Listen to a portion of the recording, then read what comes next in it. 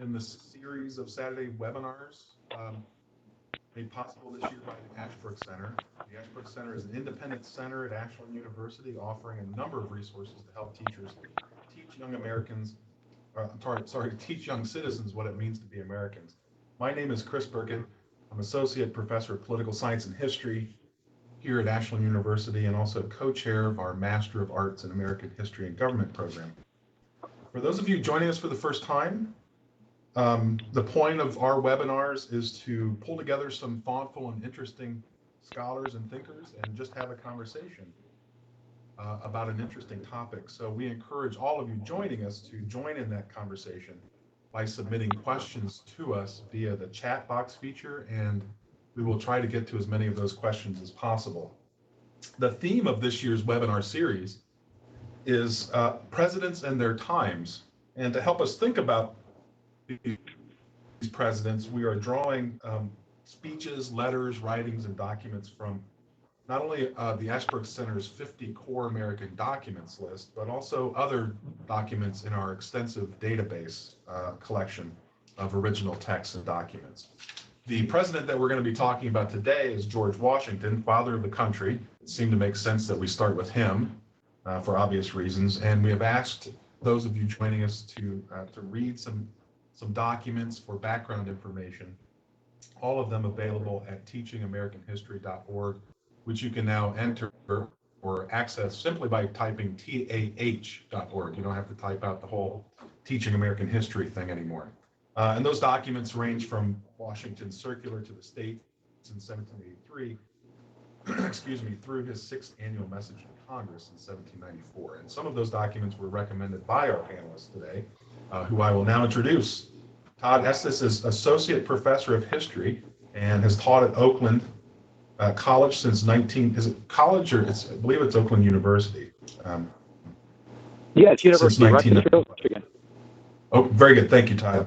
Yeah. Todd specializes in teaching early American history from the American Revolution through the Jacksonian era, and his research concentrates on early U.S. political history and political culture. He is the author of the book, The Jay Treaty, Debate, Public Opinion, and the Evolution of Early American Political Culture, in addition to several articles and essays which can be viewed on his homepage. Steve Knott is Professor of National Security Affairs at the United States Naval War College. He served as co-chair of the University of Virginia's Presidential Oral History Program and directed the Ronald Reagan Oral History Project. He is author of a book on Alexander Hamilton's controversial image, Alexander Hamilton and the Persistence of Myth, and he also published Secret and Sanctioned: Covert Operations in the American Presidency, an examination of the use of covert operations by early American presidents.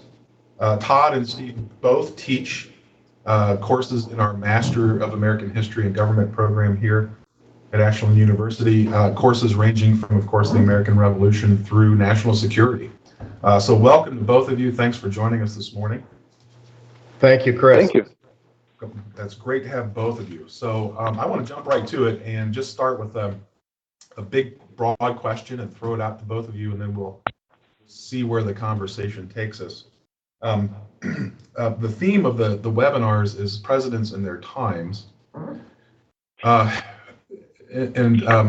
thinking maybe what we want to do with that is something like this in general. We want to look at 10 key presidents, 10 presidents that we think are worth knowing something about, and look at what was going on during their presidency.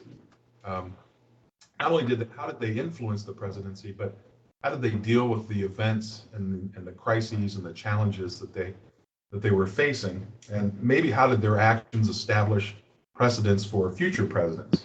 So my first broad question with regard to George Washington is maybe for both of you, if you had to pick one major challenge that seemed to, I don't want to say defined George Washington, because George Washington, as we know, was the sort of person who didn't let things define him, or tried not to let things define him. But maybe what was a big challenge or difficulty that Washington had to deal with, and also perhaps how did the way he dealt with that challenge or crisis reveal something of his understanding of how presidents should behave themselves or act, if you will, in a constitutional republic like ours. So I'll throw it out to either of you who would like to start with something like that. Or if you don't want to answer that question, you're free to talk about anything you like. So, Go ahead, Todd. Oh, okay, well, there are a number of things here, obviously, but I think one of the things that some of these documents that I recommended for today speak to is the question of how Washington dealt with the idea and the problem of the growth of partisanship in political parties, which, of course, is completely unanticipated by the Constitution, completely unanticipated by the founders.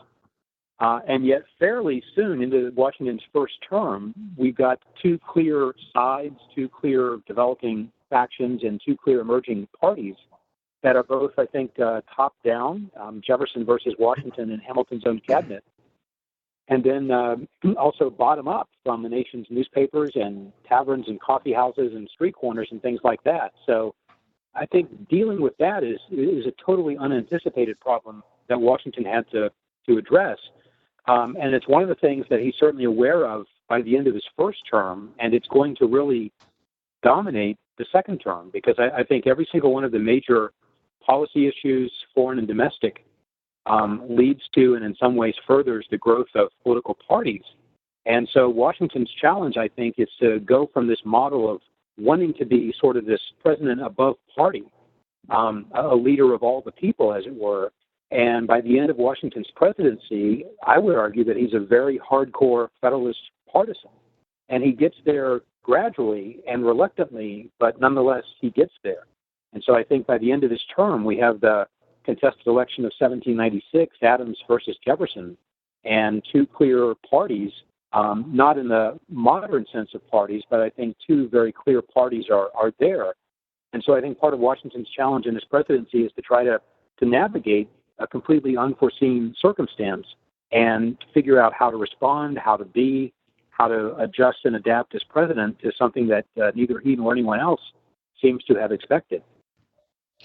Yeah, I would agree with Todd that by the end of Washington's presidency, he is a hardcore Federalist, and he is clearly thrown in his lot with Alexander Hamilton. And I would also add, just in terms of your question, Chris, about the sort of the challenges that he faced, I think for Washington, his top priority was to somehow inculcate in the American people this sense of thinking continentally, as Hamilton put it. In other words, getting the citizens of each of the states to stop thinking of themselves, in a sense, as citizens of Virginia or New York or whatever, and to begin to think of themselves as Americans. And of course, you see this as early as 1783 when he writes this circular to the states, in which it's basically a plea for the American public to put aside their, I think he even uses the term at one point, local prejudices, and begin to think continentally. So I think that was his greatest challenge. And I would also argue by the end of his presidency, even though there are clearly these deep partisan divisions, he has, in a sense, succeeded in getting at least the majority of Americans to think continentally, to think of themselves as Americans and less as the citizens of Delaware or whatever. Yeah, those are both huge challenges. They're of course related in the sense that what Washington is trying to do is unite and kind of build a kind of consensus about what it means to be an American, put aside local differences. I know in several of his State of the Union messages, his annual messages, he is constantly appealing to sectional differences that he sees emerging already in the 1790s and urging in his own subtle way, urging understanding on the part of southern states who perceive already a kind of emerging dominance of northern states in Congress and these things. But Steve, you point out he's even doing that before he's elected president. Yeah, and I think for both, particularly for the veterans of the Continental Army, Hamilton,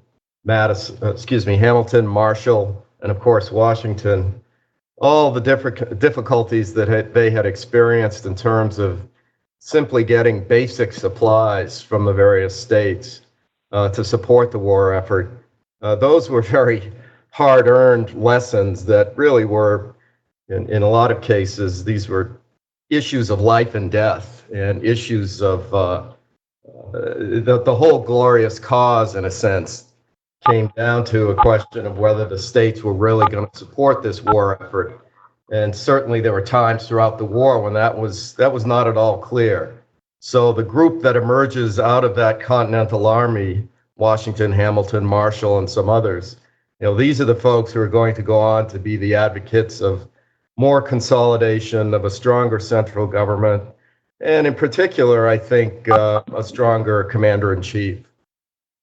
Very interesting. Yeah, I know that as commander-in-chief, just to build on what you're bringing up here, Steve, as commander-in-chief, Washington was often criticized privately, but especially in Congress, he often was criticized and earned the sort of ire of certain congressmen for even speaking in these continental terms, even suggesting that there is such a thing as a union. The example that pops to mind, I think, he got in a little bit of trouble when he was in New Jersey, when the Army was engaging in the New Jersey campaign early in the Revolutionary War, and he offered what's the term? Something like amnesty, or loyalists in New Jersey were welcome to be sort of forgiven for their leaning to the British if they would take an oath to the Union, right? Washington wrote up the oath. All they had to do was take an oath to remain loyal to the Union from this point forward. They would be, they wouldn't be treated as enemies. And Washington came under fire for suggesting that there even is such a thing as a nation to which they could pledge their loyalty. So it's a tough fight that he's fighting from the very beginning because of this attitude that you're describing. Absolutely true. And of course, when he issues this circular to the states in June 1783, there's quite a bit of pushback. There's a lot of criticism, especially from his fellow Virginians, that the general had overstepped his bounds, that this was, yet up until that point in many ways, although other than the example you just mentioned, Chris, on the whole, Washington was very deferential to civilian authority. And a lot of folks thought he had gone way beyond what he should have in terms of issuing this, I think, 7,000 or 8,000 word circular, which was much more of a political document as opposed to a military document. Steve and Todd, maybe can I ask, I believe this is the last circular, is it not? Is this his last circular before he retires? I believe it is. That's correct. I think so. Yeah. Was there controversy over his first circular, or is there something about this one in particular that was controversial?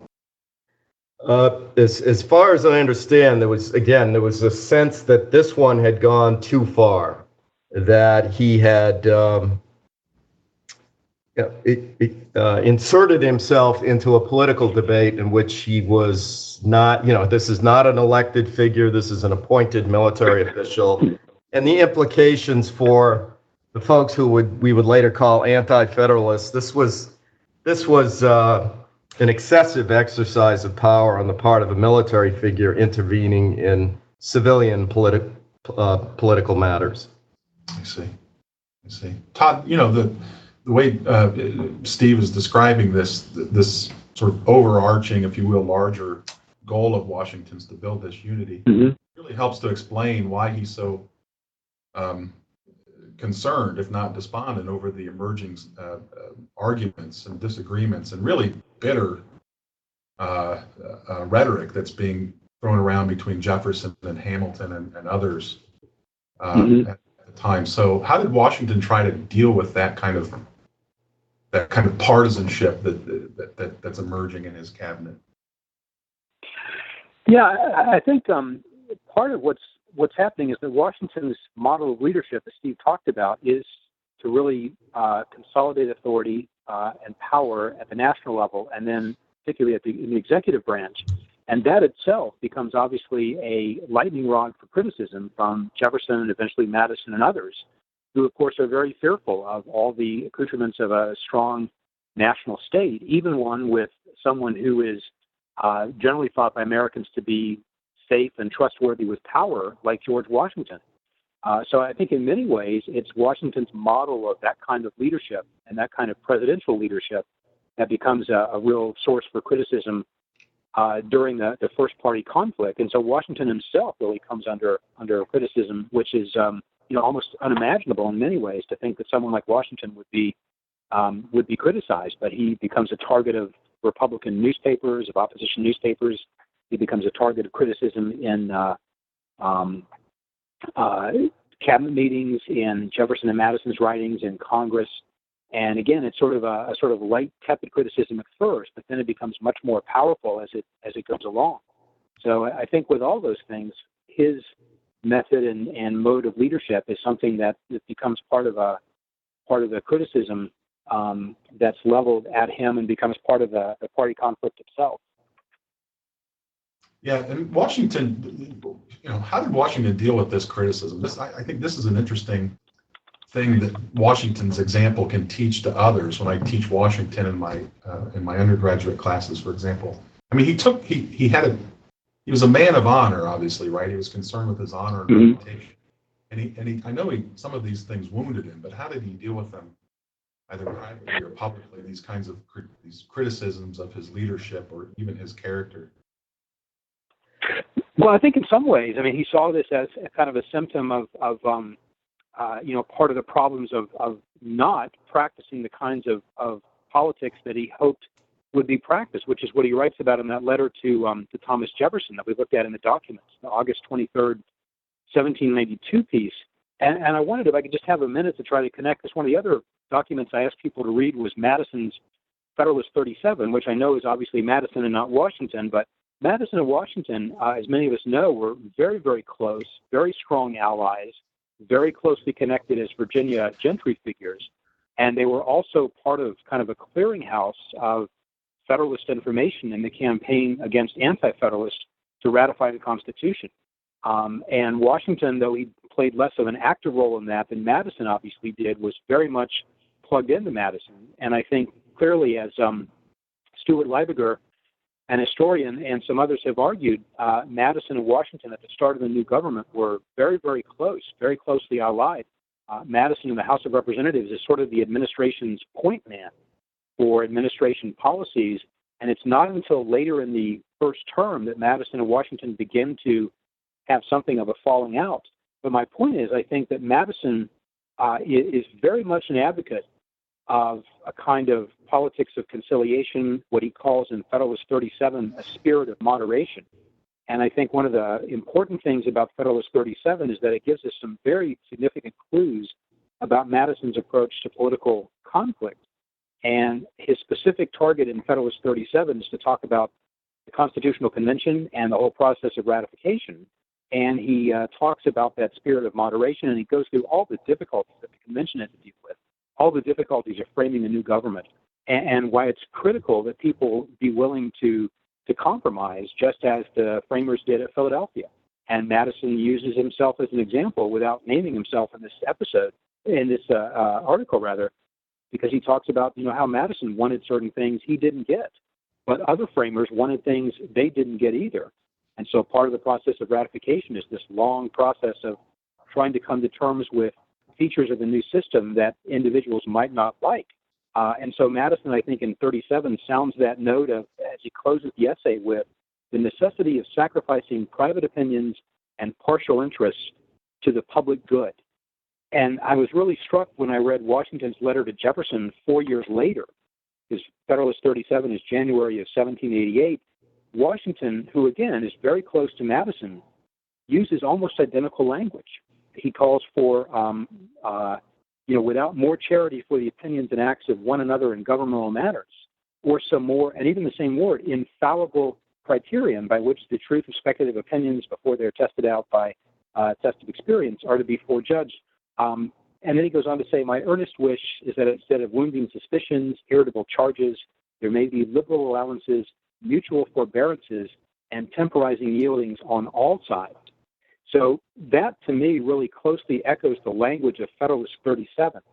And I don't think we can prove this or document this, but we do know how close Madison and Washington were. We do know how influential Madison was on Washington early on in his presidency. And so I think it's safe to assume that the ideas that Madison articulated in Federalist 37 were probably also ones he articulated in private to Washington. And here we see Washington coming back and saying essentially, I wish both sides could simply temporize all around. So I think that moderating impulse is still there. And so to go back to answer Chris's original question, I think the way Washington deals with this as a problem of presidential leadership is really to say, look, let's have some mutual forbearance here. We both need to realize we have to compromise. We have to realize both sides need to give something. We can't assume that our enemies are hard enemies. We need to realize the greater public good.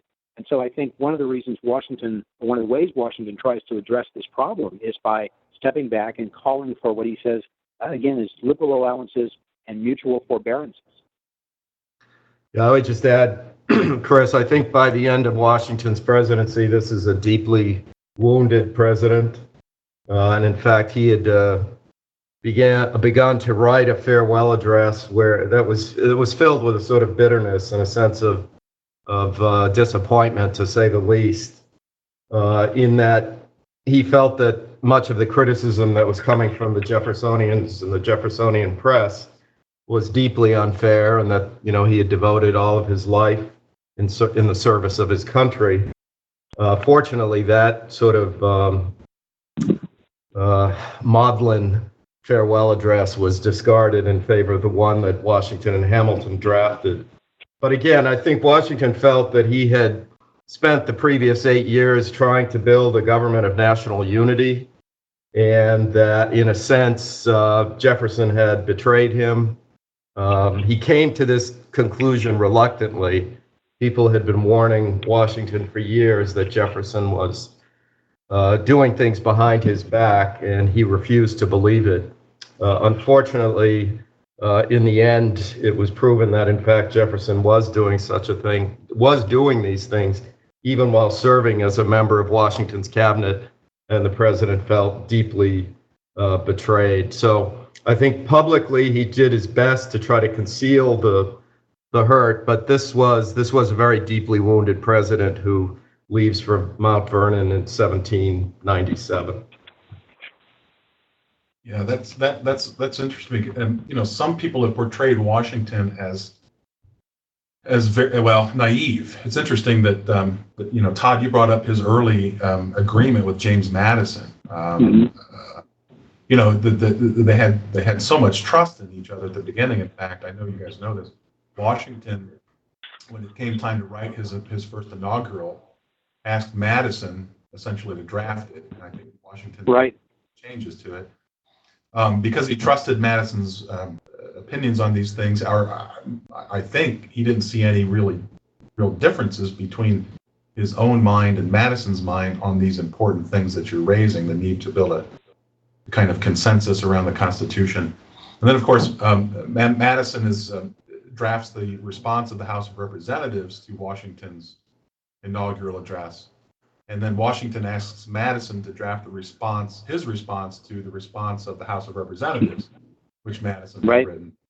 But there's that amazing degree of agreement between them that I guess a lot of people aren't aware of. But I guess my point in pointing this out is Washington's often portrayed, or sometimes portrayed, as being a little naive on these questions. That is, that and now we find that it's not just Washington, but Madison and others have been a little naive to think that we could actually have this kind of nonpartisan approach to governing ourselves, and that they were totally caught off guard by the emergence of these parties and these kinds of political differences. Is that a fair assessment of Washington on this? That he was just naive and should have seen this coming, or was he actually, I suppose you could argue it was somewhat naive. I guess all I would try to emphasize is I do think Washington did everything in his power to try to prevent the divisions that occurred first within his cabinet and then within the press and then with the creation of the first political parties. And again, by that I mean he really did reach out and try to keep Jefferson and his coalition, in a sense, in the government, not outside of it. And he bent over backwards trying to do that. Now, it is true that Washington tended to side with Hamilton far more than with Jefferson, and I'm sure that was difficult for Jefferson's ego to accept. But the man went to Herculean lengths. Washington went to Herculean lengths to try to keep the fissures from going public. Mm-hmm. Yeah, I would agree with what Steve said. And I guess what I would add, too, is in Washington's mind, I think we see a number of times the idea that the Federalist, his party, Washington didn't really think of as a party. He saw them as the government. And the phrase that many Federalists used over and over again was constituted authorities, the constituted authorities. And we see particularly this coming up in some of the stuff we'll get to later with democratic societies, the Whiskey Rebellion, and Washington's famous denunciation of them as self-created societies. But I think Washington really understood that the Federalists were not a party. They were the constituted authorities. The opponents were, on the other hand, a dangerous faction, and faction had to be snuffed out. So I think part of the reason that Washington acts as he does is less out of any kind of naivete and more out of a hope that this is a temporary condition. If you can crush the faction and establish once and for all the authority of the constituted authorities, then that's going to make things right. That's going to set things the way they should be. And of course, over time, it becomes very clear that that's not going to happen. Well put, Todd. Yeah, that's really clear. And, why not? Why shouldn't he have that expectation that he could manage that? I mean, he did a pretty good job of doing the same thing as commander-in-chief. He saw Steve pointed out earlier, or Todd, one of you pointed out earlier, he saw differences put aside at the Constitutional Convention. I guess it was Todd, right, as Madison reflects in Federalist 37. So I wouldn't call him naive, but there was a kind of optimism on his part that we could rise above these things and achieve something, achieve a kind of unity on these things.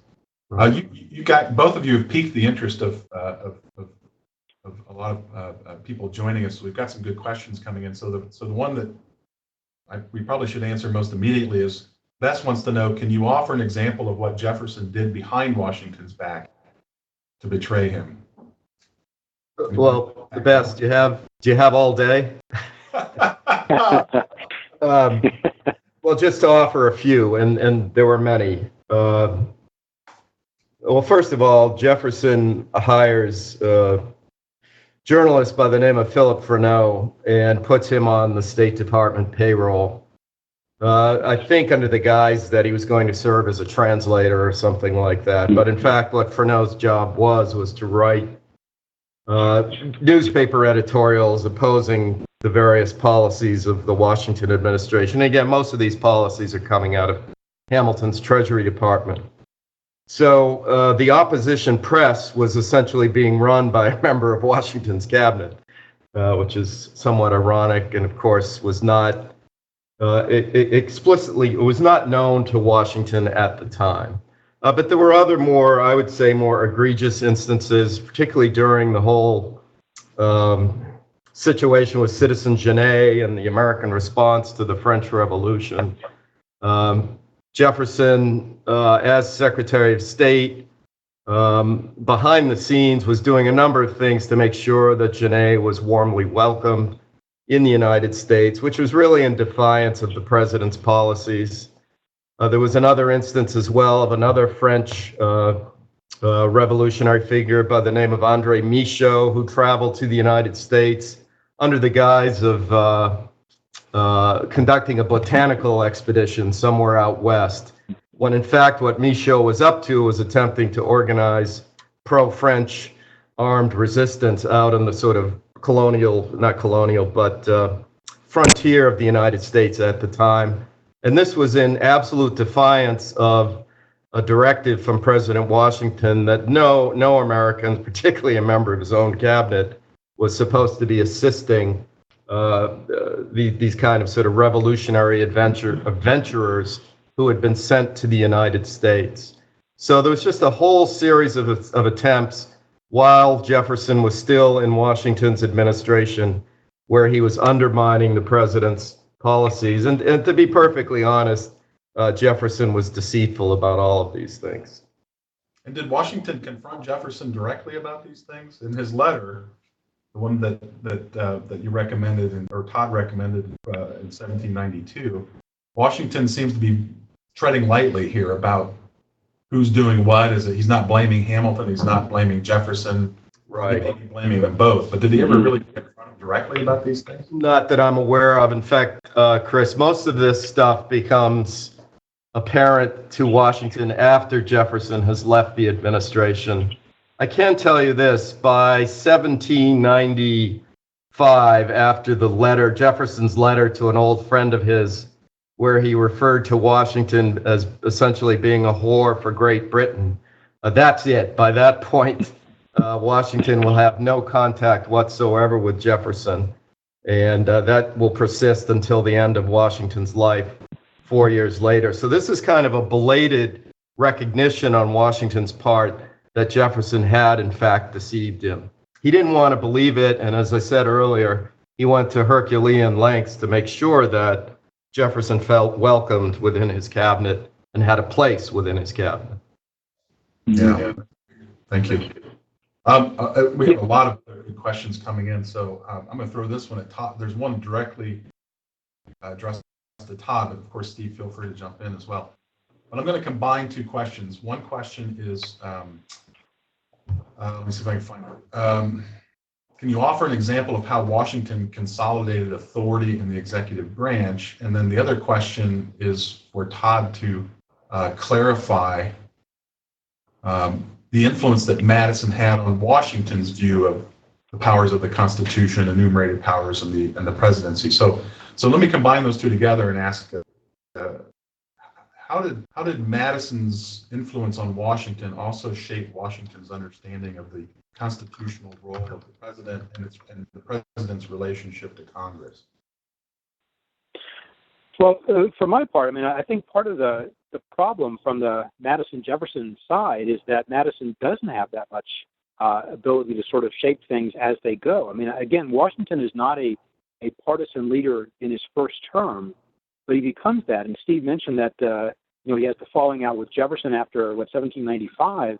He has a falling out with Madison after 1796 when the Jay Treaty debate is gone. And then he never again, I'm not sure if he never speaks or corresponds to Madison, but he never invites Madison to Mount Vernon again, which was just stunning because they used to spend quite a bit of time there together. So Washington actually has the falling out with these two other great Virginians because of actions that take place in the second term. But I think back to Madison, what Madison seems to be most aggrieved by in the Washington-Hamilton administration is the lack of what Madison calls the sectional equity or sectional fairness in all the trade-offs that go on to the deals over the assumption of debts and the location of the capital and things like that. And also even more than that, just in the formation of everyday policy, Madison believes that Northerners, and particularly Northerners in the financial sector, are taking advantage. They're using contacts, they're using powers, that Hamilton is behind this, and that they're essentially taking over the national government to serve the interest of some sections of the nation more than others. And this deeply offends, as Madison says, the sense that he has of what should be what he refers to as the spirit of diffusive patriotism. Spirit of diffusive patriotism, where he thinks that, again, whoever is leading this system, leading this government, needs to make sure that the actions of the government do truly benefit everyone. And, Steve can speak to this much more about how Hamilton would answer that, because he's got a very clear answer for it. But I think Madison, to the extent that he tries to convince Washington of how he should lead in that way, really fails to persuade him, fails to convince him. And I think by the end of the first term, it's pretty clear to from Madison's standpoint, that Washington just doesn't understand sectional equity or sectional fairness between different parts of the country in nearly the same way. And for Southerners in particular, who are so concerned about the Mississippi and the West, they believe that Federalists don't care much about that at all. They're far more concerned with the East and the North and looking back across the Atlantic to Great Britain than they are across the Mississippi to the West. And that's something that deeply offends and disturbs Madison as well. Yeah, that's fascinating. I think.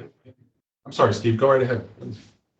Sorry, Chris, but I think Todd put it quite well. And again, I think this all goes back to Washington's attempt or efforts to develop this sense of thinking continentally amongst the American people. And he's not, in a sense, he's no longer, I would argue, a Virginian. And the Virginians, I think, are picking this up. And I think Todd is definitely on to something. This is a president who wants his fellow citizens to think continentally, to think about themselves as a nation. And let me just add that I think one of the things that might be beneficial for all the teachers out there is this tendency to assume that Hamilton's policies about debt, the assumption of the debts, and about manufacturing and a national bank, these are Washington's policies too. Let's make that clear. These are George Washington's policies. This is not a rogue Treasury Secretary acting in defiance of his president. Hamilton and Washington are in lockstep on these issues. And the Jeffersonians will eventually resort to the sort of spreading the caricature around that Washington is a puppet of Hamilton's. Well, look, George Washington was never the puppet of anyone. These policies, these controversial Hamilton policies, including the excise tax on whiskey, which leads to the Whiskey Rebellion, these are George Washington's policies. He was nobody's puppet. Yeah, that's great. So that's tied to another question that was posted earlier.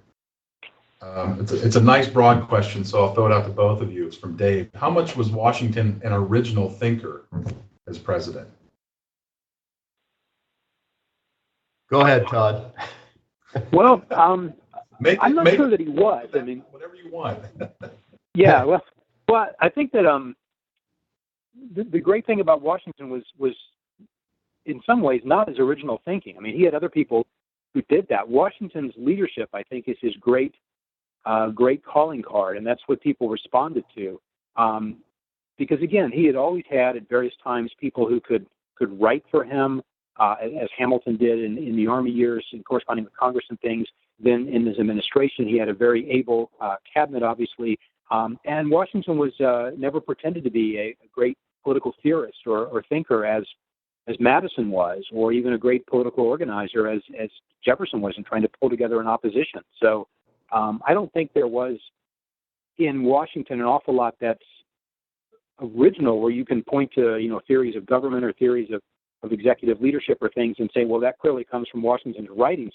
Because one of the things that I remember way back in grad school and reading Washington's writings compared to those of Madison, Jefferson, Hamilton is how little is in there, comparatively speaking, about politics.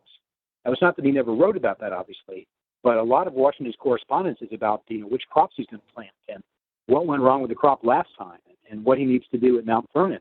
And you just don't find many of the speculative or theoretical treatments of political questions in Washington that you find elsewhere. And I think Washington's strengths lay elsewhere.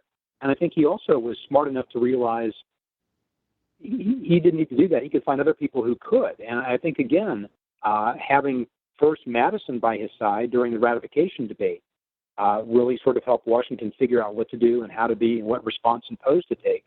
And then I think during his presidency, first Madison, but then very clearly Hamilton became his lead advisor. And I absolutely agree with Steve. Washington was nobody's puppet. He acted in a Hamiltonian way because he believed in the Hamiltonian programs and policies. He was a Hamiltonian president, and I think he did so not because he was played or tricked or manipulated, but because he genuinely believed those policies and those ideas. And when you look at at the later controversies later in his second term, the Whiskey Rebellion, the Democratic Societies, the Jay Treaty debate, when he speaks and writes, he speaks as a Hamiltonian. There's not a whole lot of separation between Hamilton's essays on those issues and what Washington writes officially. I think they do think, I think as Steve said, in lockstep, and I think that's a key thing to note there. Yeah, I just to build on what Todd said, I too would say that Washington was not particularly an original thinker, but I would let's just I'd like to make it clear. I believe that he was indispensable. In other words, none of this works. Mm-hmm. Whether we're talking about the ratification of the Constitution, or whether we're talking about the American Revolution, the success or failure of it, none of this works without Washington. He is the indispensable man, and one of the more admirable qualities I think that he had, and Todd alluded to this, he was not afraid to put smarter people around him, Jefferson, Hamilton, or others. So, and by the way, I would also say that he had what we might call today a pretty good emotional intelligence, I think is the term the psychologists use. In other words, he was a lot smarter than Hamilton when it came to kind of a political sense. I mean, he sort of reined in Hamilton and tempered Hamilton's extremes. And I think Hamilton even recognized this when Washington passes away. Hamilton refers to Washington as having been a shield or an aegis, very essential to him. And what he meant by that was that Washington had protected him, but also, protected Hamilton from his enemies, but also I think had sort of reined in. He recognized that Washington had reined in some of his more intemperate characteristics. So this is a very impressive man who may not have been the greatest original thinker. So what do you make of this? I'm sorry, Todd, go ahead. I just wanted to say that Steve makes a great point there about the emotional intelligence and that aspect of leadership, because I think that's where Washington just excels in terms of that quality. And Steve used a great example of kind of reining in Hamilton. I think, again, Hamilton can be impetuous and very self-confident and ready to barge ahead. And Washington often does temper that in very useful and productive ways. And I think it's interesting that later in Hamilton's life, the last 5 years of his life after Washington dies, that's, of course, where Hamilton acts very impetuously, like that the attack pamphlet he writes against John Adams in the 1800 election, which is, again, venting his spleen, but maybe wasn't the most politic thing to do for the Federalist cause and things like that. I've often wondered, had he shared that with Washington, would Washington have advised him to tone that down, to leave that out, to cut that out, something like that? But I think the emotional intelligence idea that Steve mentioned really puts the finger right on why Washington excelled, and I would argue that's more important to Washington's leadership than original thinking. Yeah, that's fascinating. So if I can just read a sentence, this is right in the middle of the first paragraph of the first inaugural. Washington says, "The magnitude and difficulty of the trust to which the voice of my country called me, being sufficient to awaken in the wisest and most experienced of her citizens a distrustful scrutiny into his qualifications, could not but overwhelm with despondence one who, inheriting inferior endowments from nature and unpracticed in the duties of civil administration, ought to be peculiarly conscious of his own deficiencies." So sometimes people have said Washington is just sort of feigning these things. He's pretending to be humble, but he's really a sort of such a man of great honor that he's pretending here somehow, or sort of self-effacing, putting on self-effacing pose. But you think that this is serious on his part? He means this. When he's been endowed by nature with, he's not the smartest guy around or something like that. Is he being sincere? Or a little bit of irony here. I think that's sticking my neck out here. I think that's a sincere self-assessment. Okay. Yeah, I would agree. I mean, that's how I read that too. Okay. Thank you. We have a lot of other great questions coming in, so I'm going to throw a few more out here. Just a follow-up to one question. Thanks for clarifying Washington's position with regard to Hamilton's policy. Steve, you mentioned that Jefferson was active in creating this perception that Washington was a puppet. So is there a source that somebody could look to see that? Evidence for that it's really Jefferson creating this perception? Yeah, I've written a couple of books. Sorry. Yeah, read Steve's books. It's all in there. Actually, I've got another one coming out in a few weeks that really gets into it. Sorry, Chris. Sorry for the shameless plug. Look, coming up. I mean, basically, it's difficult to find these sort of smoking guns, we might call them today, because Jefferson was extremely adept at using surrogates to do his, for lack of a better term, dirty work. But primarily, this is coming from Freneau, and then later it's coming from people like Benjamin Franklin Bache, Ben Franklin's grandson, who was very much in the Jeffersonian camp. So a lot of it is sort of press, what I would call press, today we might call press leaks that make it seem as if Washington is a captive of Hamilton and of that sort of East Coast financial cabal that I think Chris alluded to earlier. For instance, I'll give you a specific example that immediately pops to mind. During the Jay Treaty, Hamilton is up in New York City as a private attorney, but Washington is still relying on him extensively as his key advisor. And there's an exchange between Jefferson and Madison. These would have been private letters at the time, where they are essentially saying that the administration's arguments in defense of the Jay Treaty are, quote, coming from New York. And New York being, of course, code for Hamilton. Now, the fact is they were right. In a sense, Washington was getting or receiving his guidance from Hamilton. But again, that's a long way from saying he was a puppet of Hamilton, which was the standard account in the Jeffersonian press of the day. I think deep down inside, Jefferson and Madison, Jefferson at one point comes to the conclusion that Washington has simply gotten too old. He didn't use the term senile, but that Washington was not quite as sharp as he used to be. And again, in a sense, Hamilton was calling the shots. That's fascinating. Mm-hmm.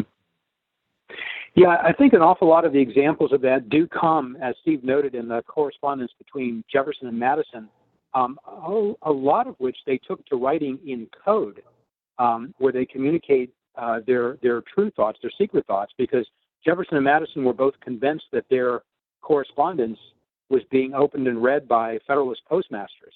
So at a certain point, they developed a code for writing to each other. And at one time, I think they had to stop the correspondence because Madison or Jefferson, I think it was Madison, lost his translation sheet. They had to write to each other and reestablish that. So a lot of those ideas do come they are expressed in the correspondence between the two.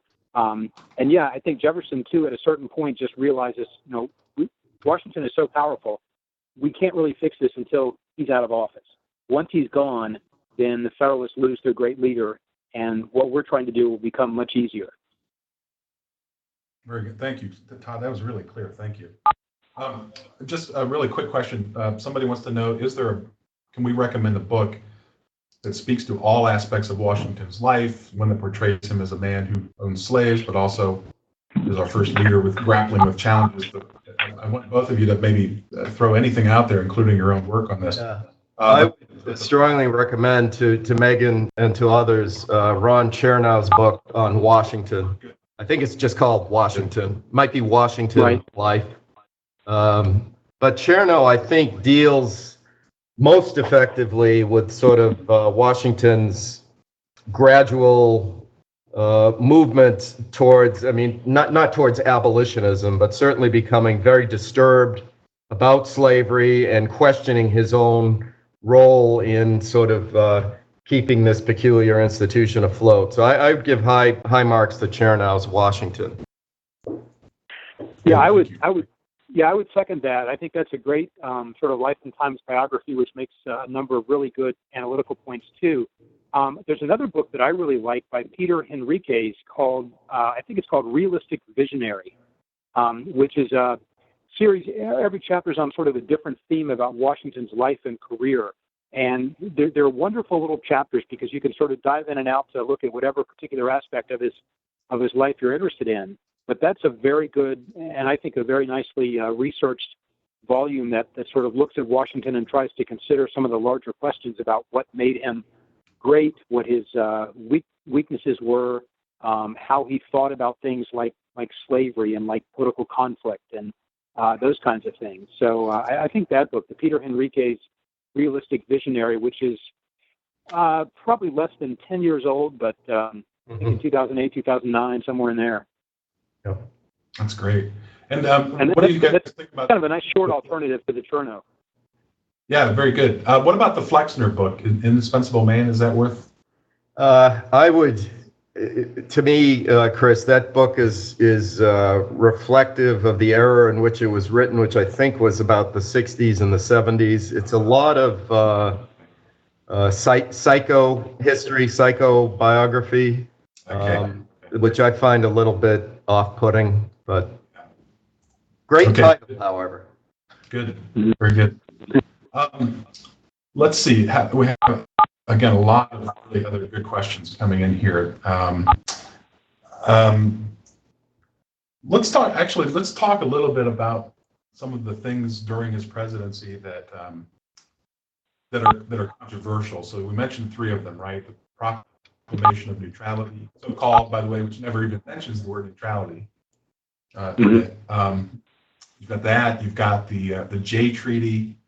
And you've got the whiskey tax and the whiskey rebellion, the way that's handled. Of the three of those, I mean, if you don't mind, say something about any of them. But of the three of those, the hardest one for me to persuade my students to take seriously is Jay.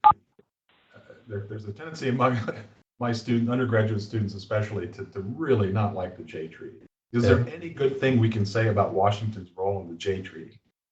Oh, I think so.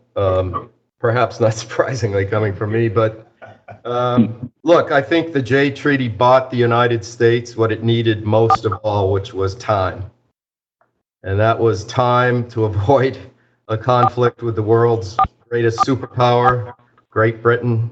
It did resolve some of the issues. It resolved the forts in the Northwest Territory. It improved America's trading relationship with Great Britain.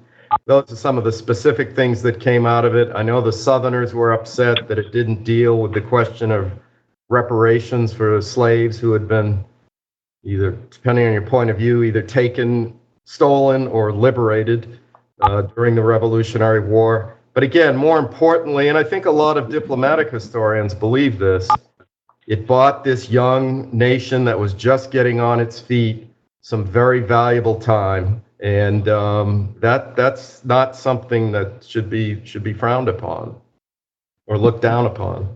That's great, Steve. That's very good. Thank you. Yeah, on the Jay Treaty. Yeah, on the Jay Treaty, I'll put in a plug for my book on that. Looks at the debate about that because I think one of the. You might have something to contribute on this. Right, I've got a couple to say. So cut me off if I go on too long here. I think Washington is one of the stars of that because what I try to show there in the treaty debate, I think what happens is the Federalists are masterful at playing the politics of that issue. They go from the treaty being enormously unpopular in the summer of 1795 when it's first published, and then of course by the next spring, April of 1796, it's not only been approved by the Senate but also funding for some of the commissions in there are approved by the House as well. And I think more importantly, public opinion, to the extent that you can measure public opinion, pre-polling and focus groups and stuff like that, it can certainly be argued has certainly come around to support the treaty because the Federalist arguments consistently from start to finish were exactly as Steve just articulated. It's not the best treaty, but it buys us time. It keeps us out of war. And that was the thing the Federalists came back to over and over again. We cannot afford a war. The economy can't. The nation can't. We're not ready for it.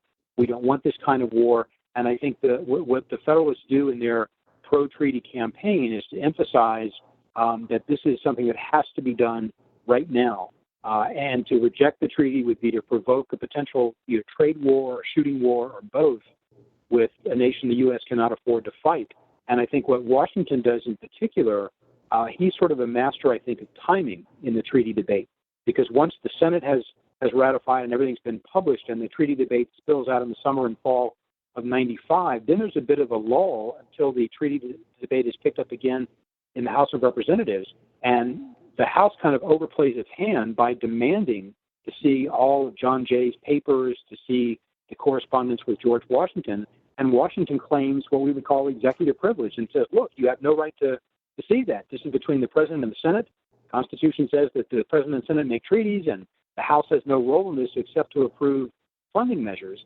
And what that allows the Federalists to do is to turn this treaty debate into a referendum on George Washington. Do you stand with George Washington and trust him or not? And that's obviously a hugely favorable position for the Federalists, even as late as 1796 with the emergence of the Jeffersonian Party and the newspaper opposition and the opposition in Congress and everything else. So I think Washington sort of is at his best in terms of leadership by biding his time in terms of when he released information, then waiting for the other side to overplay its hand, and then pouncing in the way that he did, in a way that really rallied people to the Federalist cause and to the treaty cause. So it's a great example of what I argue is a great example of Fred Greenstein's notion of the hidden hand president, which is something, of course, Greenstein applied to Dwight Eisenhower, but it's something Stuart Leiberger has argued, that I've argued as well, I think really fits George Washington's leadership style. And it's again goes back to that great point Steve made about emotional intelligence and knowing when to take certain steps, when it's important to act, when it's important to wait, and really sort of letting things play out until you're in a better position and a better point of time. And that's what I think Washington did so well. And the Jay Treaty is a great case study of that. Yeah, I would just echo what Todd said, that the Washington's handling of the Jay Treaty is in some ways his greatest moment in terms of a president's exercising sort of political skills. Todd laid it out very nicely. And this was, let's not forget just how deeply divided the country was over this issue. John Jay was quoted at one point as saying that he could have walked the entire Atlantic seaboard at night and had the entire journey illuminated by the effigies of himself burning as he walked from New Hampshire to Georgia. Right.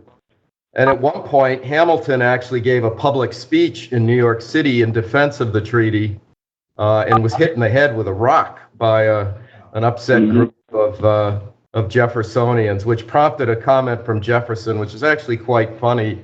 Something along the lines of when Hamilton was hit in the head with that rock, the entire brains of the Federalist Party were almost spewed onto the sidewalk.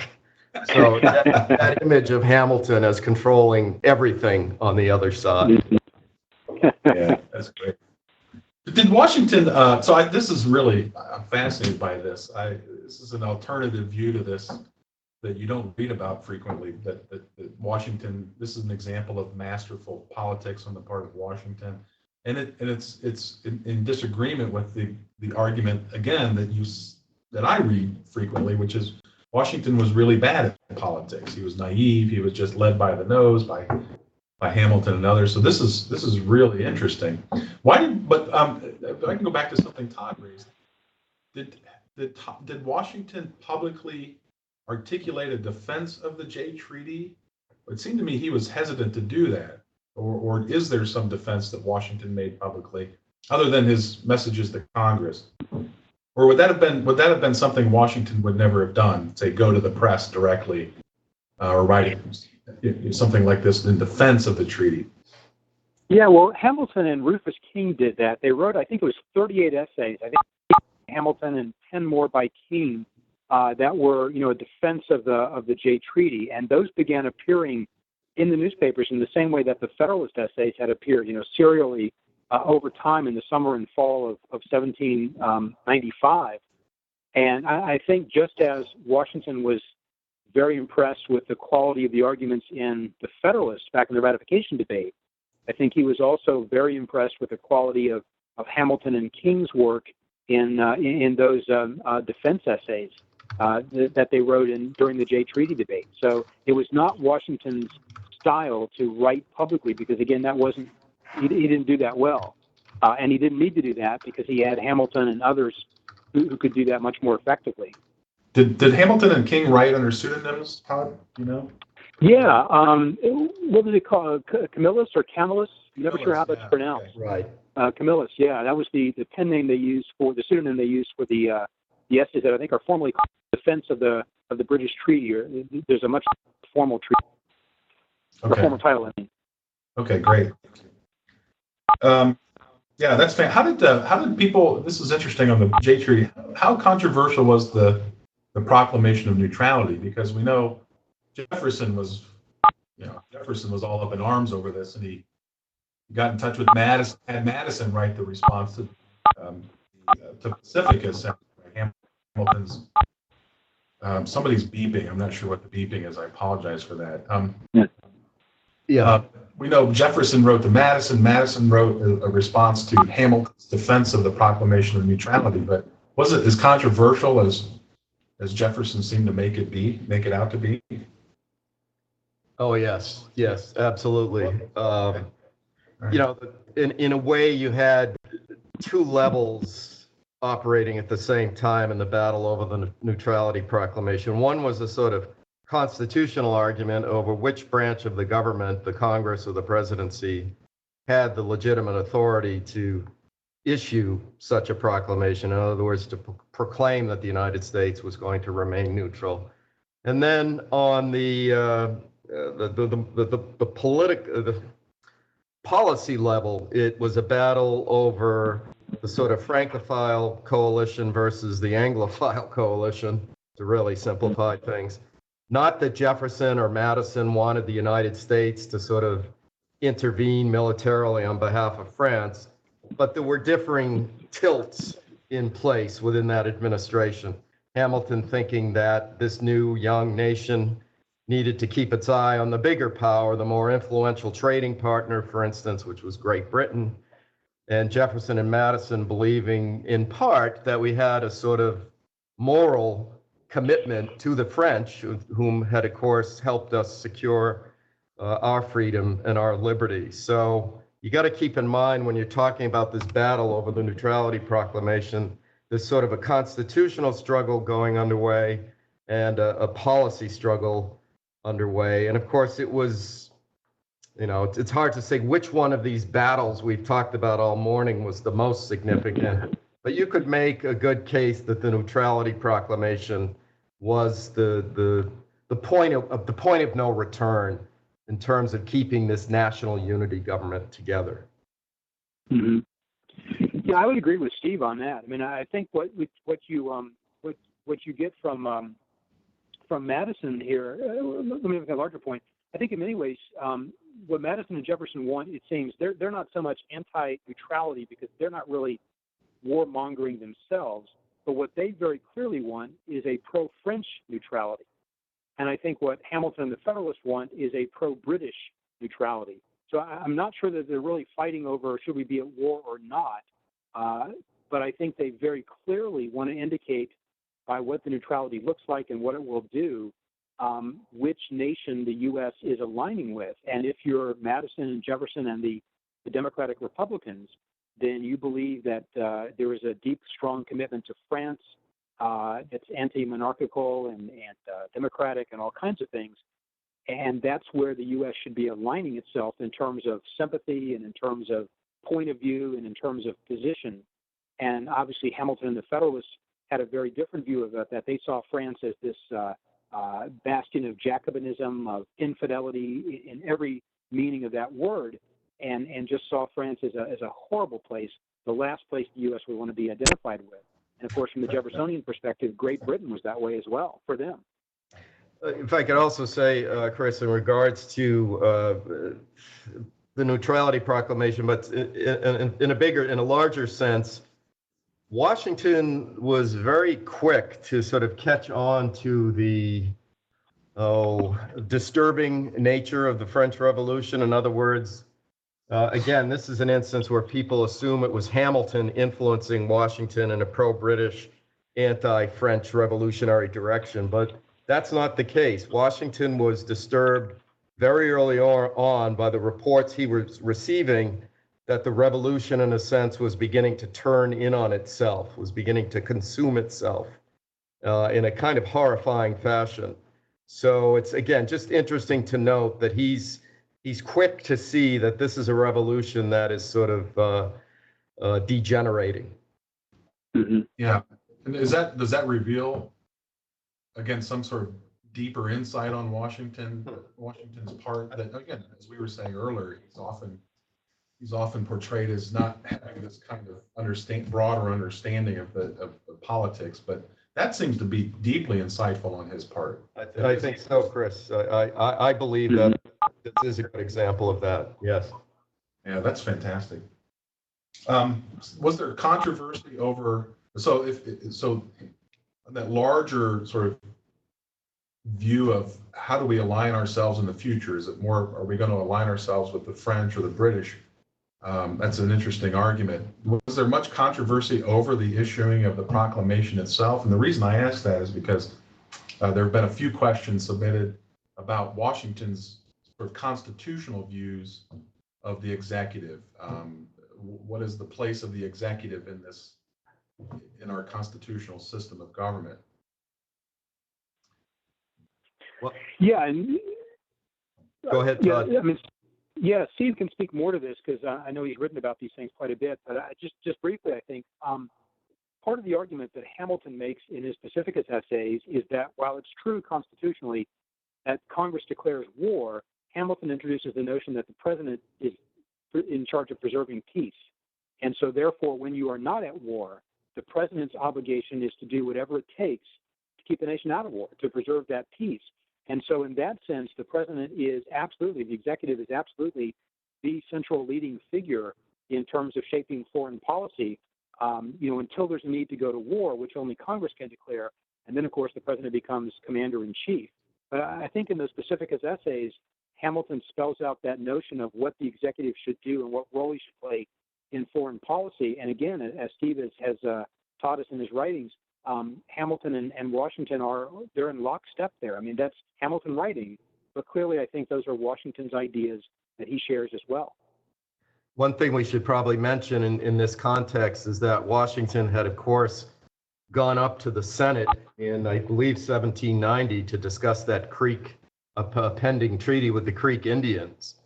And as you all know, I mean, this turned into a 3 or 4 hour Senate diatribe about all sorts of issues unrelated to the Creek Indian Treaty. And there does seem to have been, after that very uncomfortable event where Washington allegedly said, something to the effect of, I'm never going to do that again.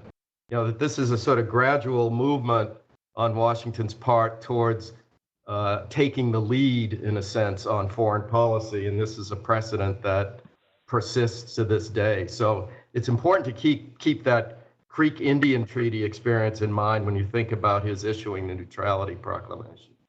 Yeah, that's great, because I was going to ask that question about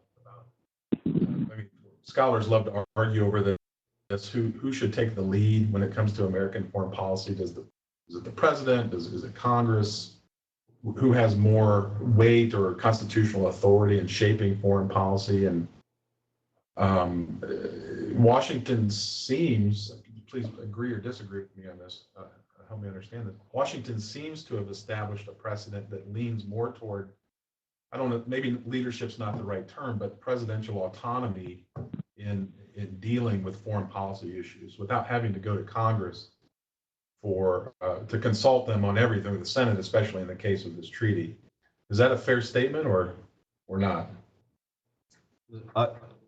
I believe it is, and to give further evidence to this claim that Washington had those views, in his first annual message to Congress, or today we would call it his first State of the Union address, the president asked for something called a contingency fund, which was referred to routinely at that time as a Secret Service fund.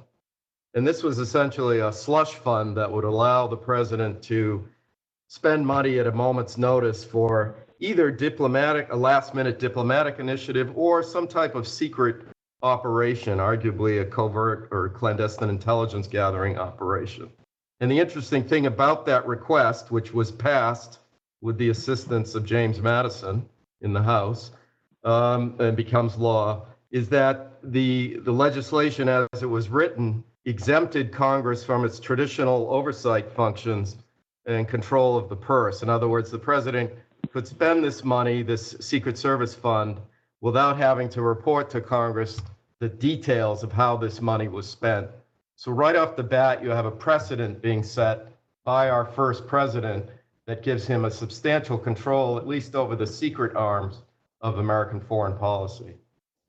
Yeah, that's fascinating that Madison would support that. And again, it's not foreign, but even a domestic way, we know Madison supported the right of the president of Washington to unilaterally remove officers from his administration as well. The removal debate. Yeah, that's fascinating.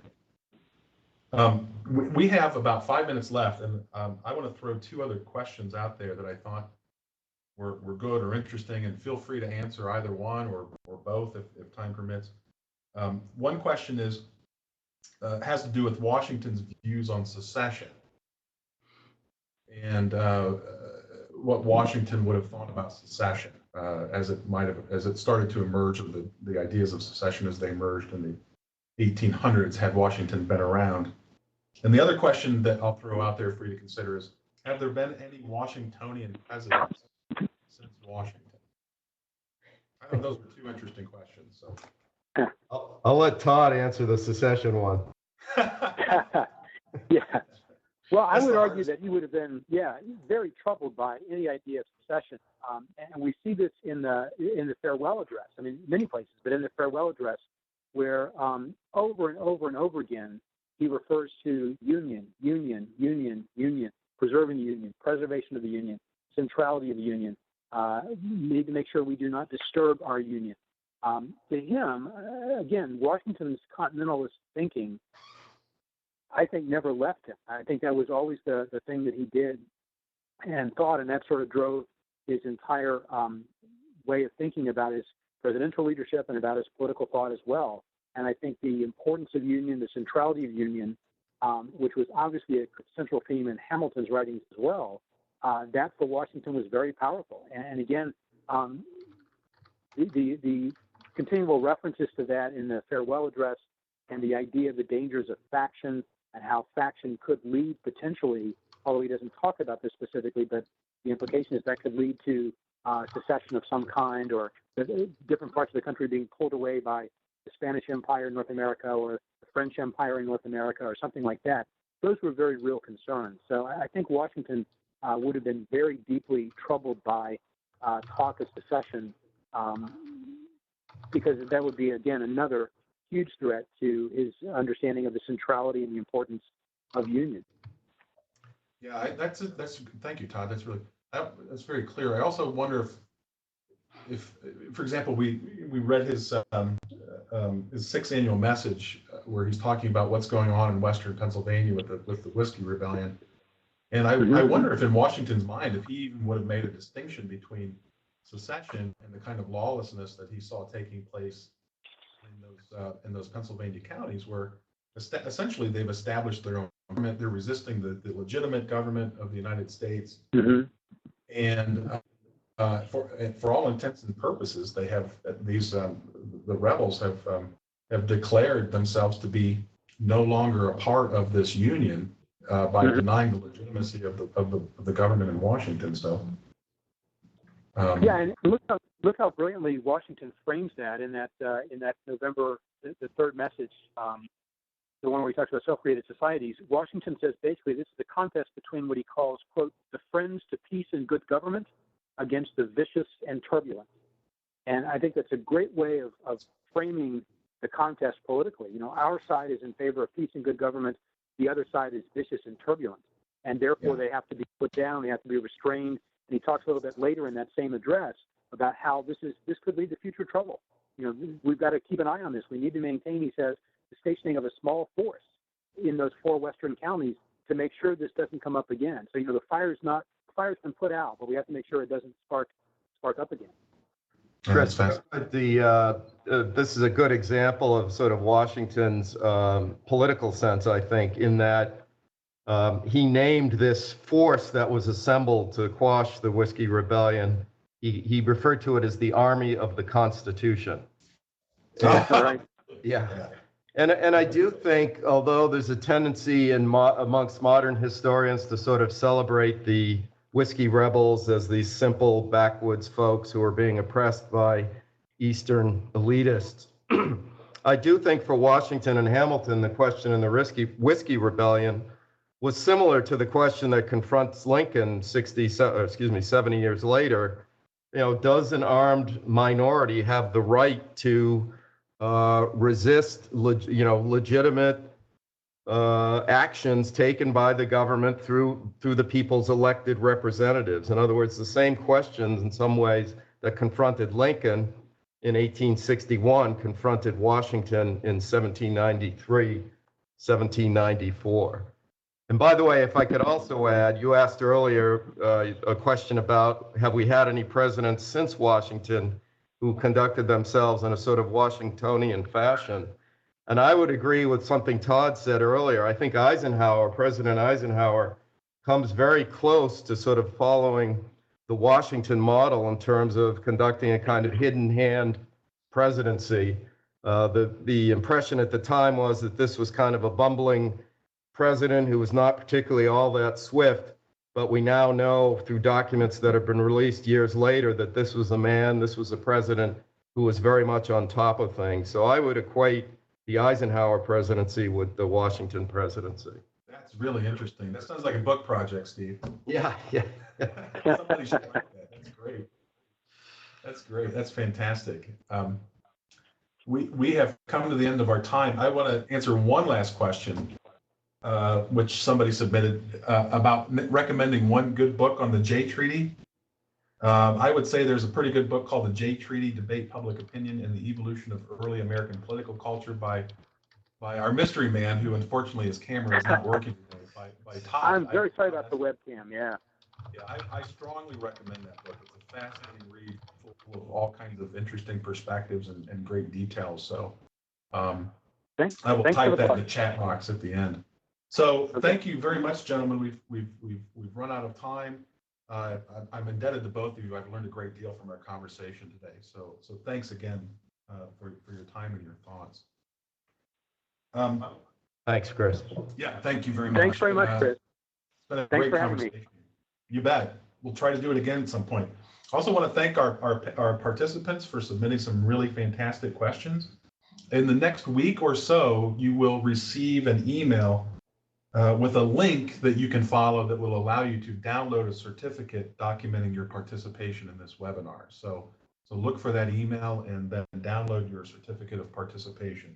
If you enjoyed our conversation today, take a look at some of the other resources that we have available on our teachingamericanhistory.org website, including a list of courses in our Master of Arts in American History and Government program. Again, Todd and Steve both teach in that program, and they're fantastic courses that they teach. Our next webinar will be our next Saturday webinar will be September 19th, same time, and it will be on James Madison, Statesman for Union and Constitutional Government. So I suspect there'll be a continuation of some of the same sorts of interesting things that were brought up here, and maybe we'll contrast some of Madison's views on the presidency with some of the things that were brought up today. We'll be posting information on who will join us for that conversation, as well as some readings this week. So again, thanks everybody for joining us. Until then, take care.